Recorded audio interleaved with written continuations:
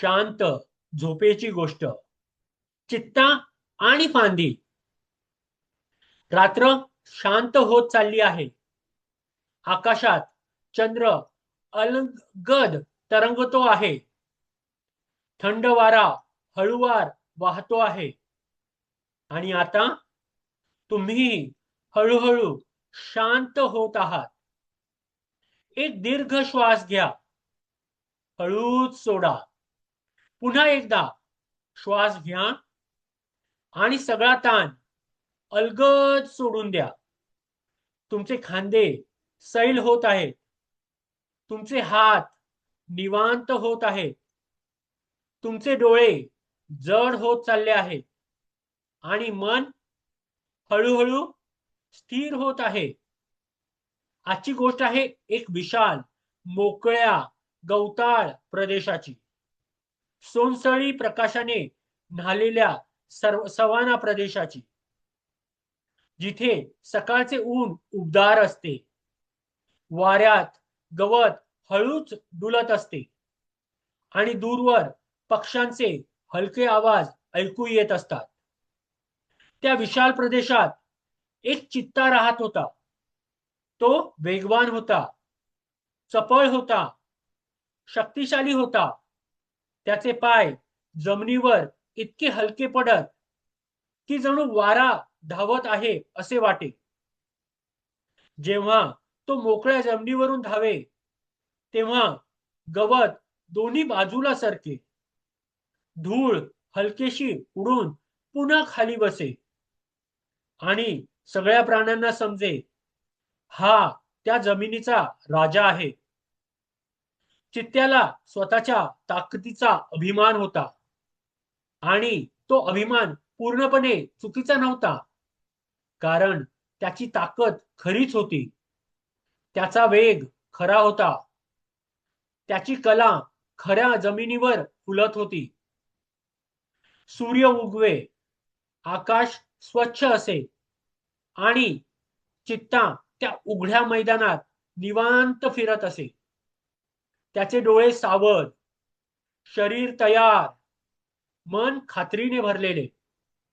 पण त्या प्रदेशाच्या एका टोकाला उंच झाडांचा एक पट्टा होता. दाट पानं, बारीक फांद्या, हलके हलणारे वेल आणि वर वर जात जाणाऱ्या सावल्या. त्या झाडामध्ये एक माकड राहत होतं. ते हलकच होतं, चतुर होतं आणि फारच खेळकर होतं.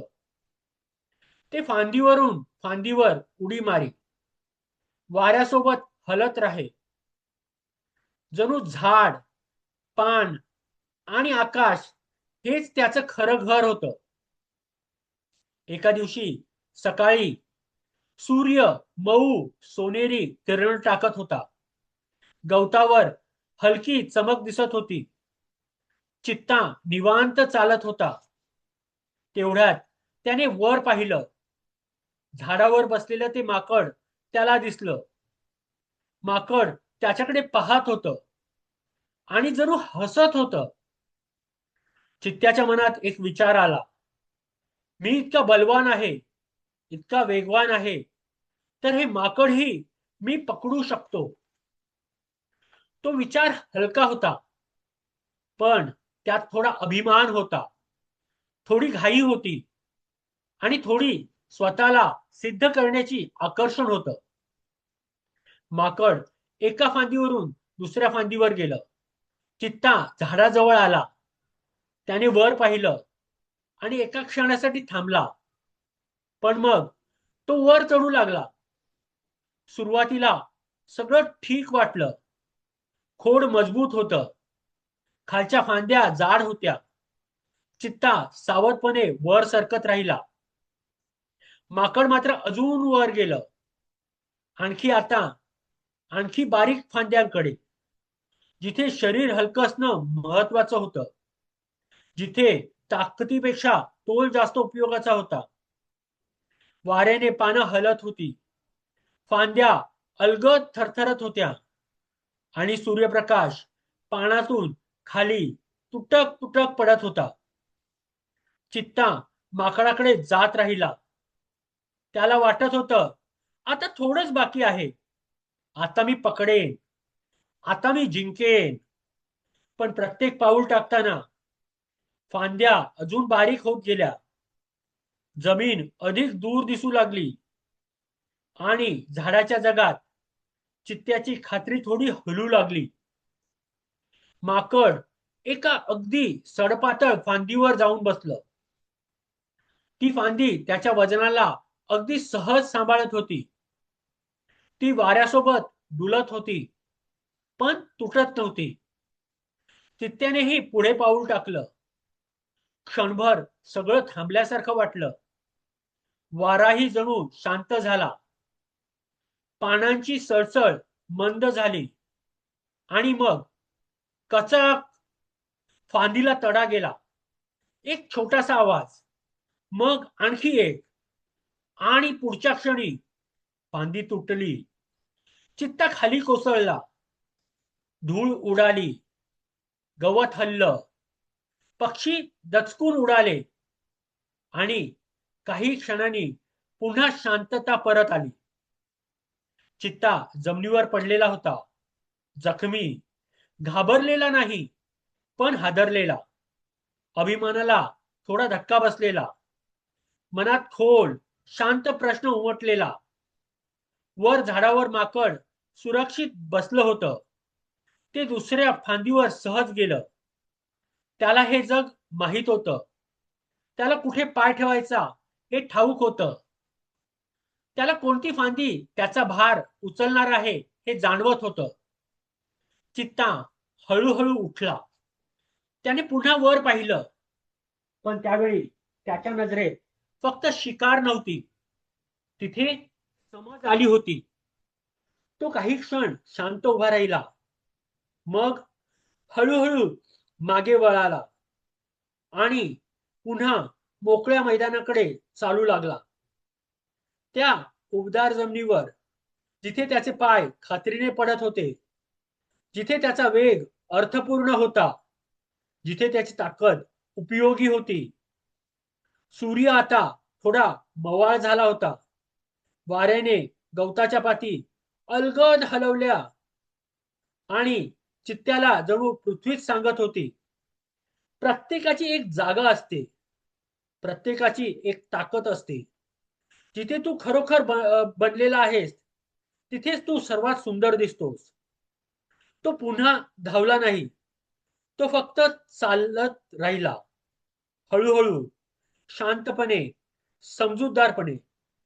त्याला आता कळलं होतं, प्रत्येक लढाई लढाईची नसते. प्रत्येक ठिकाणी आपल्यासाठी नसतं. आणि केवळ शक्ती असणं पुरेसं नसतं. योग्य जमीन असणं तितकं महत्वाचं असतं. कधी कधी आपण दुसऱ्याच्या जगात जाऊन स्वतःला सिद्ध करायचा प्रयत्न करतो, पण तिथे आपले गुण दिसतच नाही, कारण ती जागा आपल्यासाठी बनलेली नसते. म्हणूनच शहाणे लोक प्रत्येक वेळी वर चढत नाहीत. ते आधी फांदीकडे पाहतात. ती आपलं वजन पेलू शकेल का हे विचारतात आणि मगच पुढे जातात. चित्त्याने त्या दिवशी एक मोठा धडा शिकला. माकडाला पकडण्याचा नाही, तर स्वतःला समजून घेण्याचा. मोकळ्या जमिनीवर परत आल्यावर त्याने एक दीर्घ श्वास घेतला. संध्याकाळचे रंग आकाशात पसरू लागले. सोनसळी प्रकाश हळूहळू केशरी झाला, मग गुलाबी, मग जांभळा. दूरवर एखाद्या पक्ष्याचा मृदू आवाज आला. वाऱ्यात दिवसाचा उरलेला उबदारपणा होता आणि त्या शांत संध्याकाळी चित्त्याचं मन हळूहळू स्थिर झालं. आता ती घाई नव्हती, तो हट्ट नव्हता, फक्त शांत जाणीव होती. मी जिथे मजबूत आहे, तिथेच मी फुलतो. मी जिथे नैसर्गिक आहे, तिथेच मी शांत असतो. मला प्रत्येक झाडावर चढायची गरज नाही. आणि आता ही गोष्ट ऐकता ऐकता तुमच्याही मनात तीच शांत जाणीव उतरू द्या. तुम्हाला प्रत्येक ठिकाणी स्वतःला सिद्ध करायची गरज नाही. तुम्हाला प्रत्येक लढाई जिंकायची गरज नाही. तुम्हाला प्रत्येक फांदीवर चढायचं नाही. कधी कधी सर्वात मोठी शहाणपणाची गोष्ट म्हणजे पुन्हा आपल्या मजबूत जमिनीवर परत येणं. आता श्वास हळू करा, शांतपणे, निवांतपणे. तुमचं मन हळूहळू शांत होत आहे. तुमचे विचार मंद होत आहेत. तुमच्या भोवती एक मऊ, सुरक्षित शांतता पसरत आहे. जणू तुम्हीही त्या संध्याकाळच्या सवाना प्रदेशात आहात. उबदार जमीन, मंद वारा, गवताची हलकी सळसळ, आकाशात चमकणारा शांत चंद्र. आता शांतपणे डोळे मिटा. सगळं ठीक आहे. तुम्ही सुरक्षित आहात. तुम्ही निवांत आहात. तुमचं शरीर जड होत चाललं आहे. मन शांत होत आहे. श्वास मऊ होत आहे. हळूहळू, आणखी हळूहळू आजची रात्र तुम्हाला विश्रांती देण्यासाठी आली आहे. शांतता देण्यासाठी आली आहे आणि गोड झोपेच्या मिठीत घेण्यासाठी आली आहे. आता काहीही धरून ठेवू नका. काहीही सिद्ध करायचं नाही. फक्त विसावा घ्या. तुमचं मन हळूहळू शांत होत आहे. तुम्ही सुरक्षित आहात. तुम्ही स्थिर आहात. आणि आता तुम्हाला गोड, शांत, सुखद झोप लागेल. शुभरात्री.